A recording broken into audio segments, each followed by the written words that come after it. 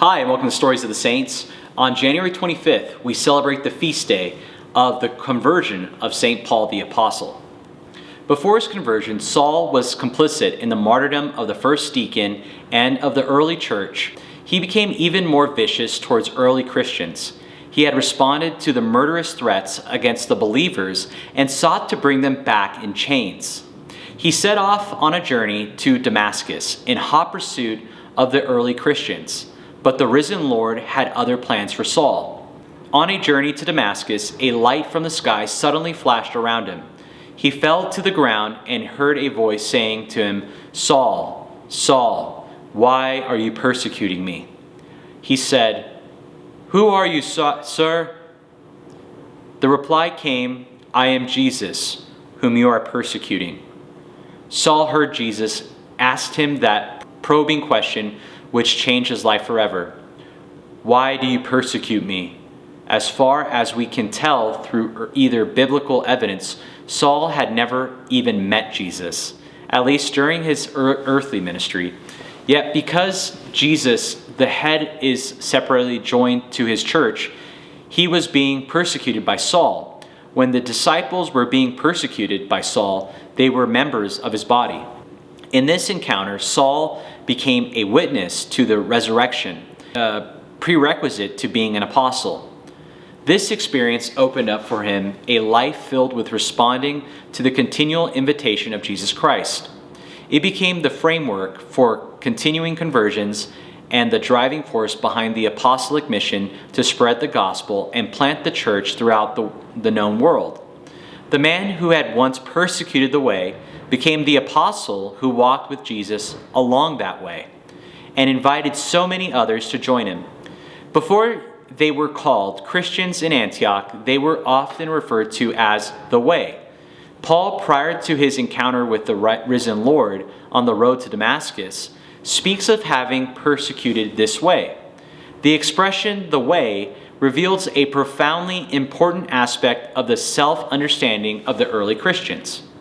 They lived the Christian faith as a new way of living, a new way of being human.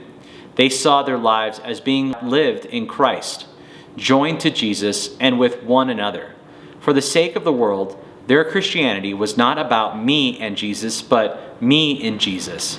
They knew that as members of his body, they were called to continue his ongoing work. Jesus is still identified with his church. He is the head and we are the body. Our ongoing conversion should involve ongoing conversion to the truth about the church. The early fathers of the church would have found the notion that one could be a Christian without being a member of the church. The church is not something outside of us which we try to fix or have issues with. Upon our baptism, the church becomes our home, our mother, the place in which we now live our lives in Christ. That doesn't mean we don't always sometimes have struggles with our mother. However, she always remains our mother. This kind of identification can become the pervading reality of our lives. To preserve, receive, and to live this reality requires a continuing and dynamic conversion. We are sons and daughters of the church. In living our lives in her, we now carry forward in time the continuing redemptive mission of Jesus Christ, who is her head. The early church fathers often spoke of the church as the worldly reconciled. In the Eastern Christian tradition, Catholics and Orthodox, we find a deep understanding of the mission of the church and our place in it, as participating in the ongoing recreation of the world in Christ. It is treatment of the mysteries of the church. The Catechism of the Catholic Church states, to reunite all his children, scattered and led astray by sin, the Father willed to call the whole of humanity together into his Son's church. The church is the place where humanity must rediscover its unity and salvation. Of course, until the Lord returns, the church is still composed of human members, and thus she is both human and divine. She is often wounded and in need of healing. However, she still offers the means through which we participate in the very life of God. To her has been entrusted the sacraments and the Word, along with the gift of a teaching office upon which we can depend on.